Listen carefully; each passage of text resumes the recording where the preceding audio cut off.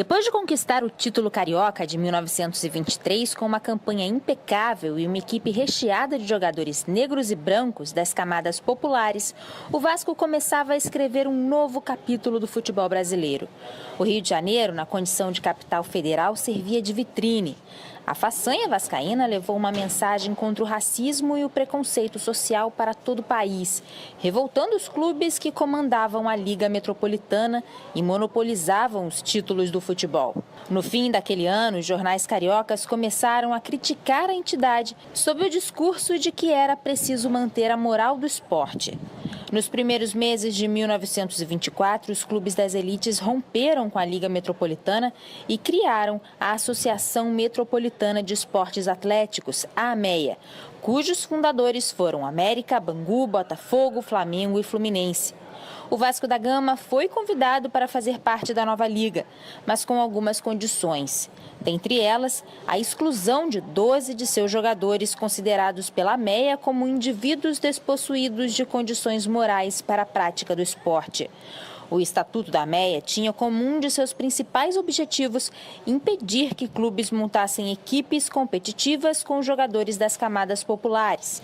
Para isso, permitia que se exercesse um poder de exclusão de forma extremamente preconceituosa, baseando-se no critério do analfabetismo e das condições de natureza da profissão dos atletas. O então presidente do Vasco, José Augusto Prestes, decidiu por não excluir os jogadores vascaínos. A negativa representou o repúdio total da entidade ao racismo e ao preconceito social. O futebol carioca ficou dividido. De um lado, o campeão da cidade, do outro, os 4 grandes clubes da AMEA. As multidões continuavam a comparecer aos jogos do Vasco. Retornando para a Liga Metropolitana, o clube conquistou mais uma vez o campeonato carioca, e de forma invicta. Por ser o time que somava mais pontos nos últimos 3 anos, o Vasco ganhou a posse definitiva da Taça Constantino. Neste mesmo ano de 1924, impulsionados pela tentativa dos ditos grandes clubes em enfraquecer o Vasco, os dirigentes vascaínos já debatiam seriamente a compra de um terreno para a construção de um estádio próprio, enxergando como meio de obter total autonomia para o clube. Em defesa de sua política de seleção de jogadores sem quaisquer discriminações e no intuito de se ver livre dos onerosos aluguéis de estádios, no dia 28 de março de 1925, o Vasco assinou uma escritura de compromisso de compra e venda do terreno, onde seria erguido o Estádio Vasco da Gama. Ao verem que, mesmo fora do campeonato organizado pela Associação Metropolitana, o Vasco da Gama mantinha-se forte, os clubes daquela liga não encontraram outra solução senão convidar novamente o Gigante da Colina para fazer parte dela.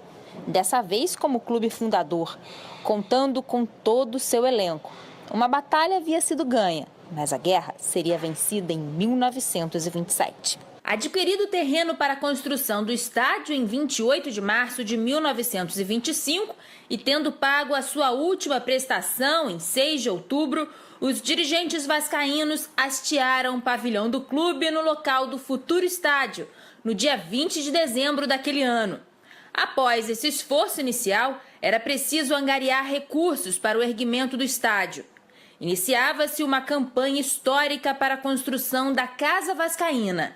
As 3 principais ações nesse intuito foram uma gigantesca campanha para atrair novos sócios, que ficaria conhecida como Campanha dos 10 mil, contribuições individuais de vascaínos e vascaínas e o lançamento de debêntures no mercado, ou seja, títulos de créditos ao portador.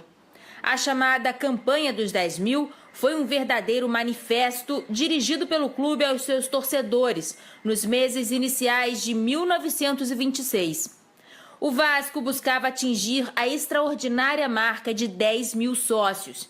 Uma das iniciativas para facilitar o aumento do quadro associativo foi a suspensão do pagamento da joia, valor pago na filiação da pessoa junto ao clube. O sucesso da campanha vascaína foi estrondoso, ultrapassando a marca dos 10 mil no ano de 1927. O Vasco se tornaria o clube com o maior número de sócios do Rio de Janeiro. Contribuições individuais também foram atividades incentivadas. Era uma campanha nitidamente popular, com a participação de condutores de bondes, pessoal de bares e restaurantes, funcionários públicos e gente do comércio em geral. Vascaínos mais abastados também contribuíram com altos valores para a realização do tão sonhado estádio. Destaque para o comendador Antônio de Almeida Pinho, então dono da Fundição Progresso, que doou pomposa quantia financeira e materiais diversos para a construção. Somada a essas ações, houve também o lançamento de debêntures no mercado. Autorizado pelo Ministério da Fazenda, o Vasco empreendeu o maior projeto financeiro já proporcionado por uma entidade esportiva, no qual o clube pagou ao seu investidor juros de 9% ao ano. A liquidação total dos valores a serem pagos ocorreu ao final dos anos 40 do século XX. Concomitante a essas ações, no dia 17 de abril de 1926, foi assinado o contrato com a construtora Christiane Nielsen. As obras tiveram seu pontapé inicial no dia 6 de junho, com o lançamento da pedra fundamental, no qual foi inserida uma cápsula do tempo, na área do futuro estádio. Dentre outras autoridades, estiveram presentes o prefeito da cidade do Rio de Janeiro, Alaor Prata, e o presidente da CBD, atual CBF, Oscar Rodrigues da Costa. O ritmo das obras foi acelerado, apesar das tentativas de dificultarem a façanha vascaína. O Vasco solicitou a importação do cimento belga, que era de melhor qualidade em comparação ao cimento nacional. Inesperadamente, a importação foi barrada. Uma surpresa, afinal, outras entidades já haviam feito esse tipo de solicitação para grandes empreendimentos e os pedidos foram atendidos. A solução encontrada para vencer esse obstáculo foi reforçar ainda mais as estruturas do estádio. Para cada parte de cimento, 2,5 de areia e 3,5 de pedra britada. Nada parava o Vasco. O clube erguia o seu gigante de concreto.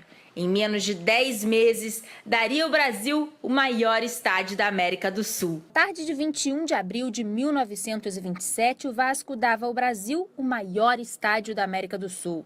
Naquele dia ensolarado, os 40 mil torcedores que acompanharam a inauguração ficaram impressionados com a beleza e a imponência do estádio vascaíno. Em especial, a sua fachada chamava a atenção de todos. Ela foi obra do arquiteto português Ricardo Severo da Fonseca e Costa. Produzida no estilo neocolonial e ocupando cerca de 274 metros de frente para a atual General Almério de Moura, a fachada é ornamentada por desenhos em azulejos, obras de arte fabricadas pelas mãos do desenhista e pintor igualmente lusitano Jorge Colasso. Coube ao aviador português Major José Manuel Sarmento de Beires o ato simbólico de cortar a fita inaugural ao lado do presidente do Vasco, Raul da Silva Campos, e do presidente da Confederação Brasileira de Desportos, Oscar Rodrigues da Costa. O presidente da República, Washington Luiz, também estava presente e assistiu aos eventos do dia da Tribuna de Honra. A partida de futebol da inauguração, disputada pelo Vasco contra a equipe do Santos de São Paulo, significou pouco se comparado ao que representava aquele marco histórico. O Vasco, em resposta àqueles que queriam diminuí-lo e enfraquecê-lo, e igualmente em resposta àqueles que gostariam de ver o futebol marcado pelo racismo e pelo preconceito social, fez surgir um verdadeiro templo do povo. O estádio, além de jogos do Vasco, passou a receber partidas de outros clubes e da própria seleção brasileira. Com a sua história de fundação singular e a sua utilização ao longo do tempo como palco de grandes manifestações populares e marcos importantes para o país, a Casa Vascaína escapou da serventia tradicional de arena esportiva e se colocou, no decorrer de sua gloriosa existência, como parte da história política, social e cultural brasileira, tornando-se um verdadeiro patrimônio nacional. No estádio vascaíno, Getúlio Vargas assinou a lei que instituiu o salário mínimo em 1940 e anunciou a instalação oficial da Justiça do Trabalho no Brasil em 1941. Em eventos como a comemoração do Dia da Independência, o maestro Heitor Villa-Lobos regia corais orfeônicos com milhares de jovens e crianças de escolas públicas e privadas do Rio de Janeiro. A Tribuna de Honra teve a presença de outras figuras importantes da política nacional, como Luiz Carlos Prestes, Juscelino Kubitschek, Eurico Gaspar Dutra, João Goulart, entre outros. Na Casa Vascaína também foram realizados desfiles de escolas de samba, shows de bandas internacionais e grandes eventos religiosos. Em São Januário, os vascaínos e vascaínas já riram, choraram, se alegraram e sofreram. O lendário estádio completa 90 anos em plena forma e pronto para muitas outras batalhas e títulos que estão por vir.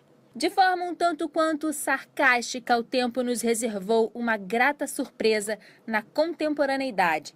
90 anos se passaram e somos nós que podemos nos orgulhar de dizer que, dos clubes grandes do Rio de Janeiro, o único a ter estádio próprio, com condições de receber partidas oficiais de futebol, é o Clube de Regatas Vasco da Gama.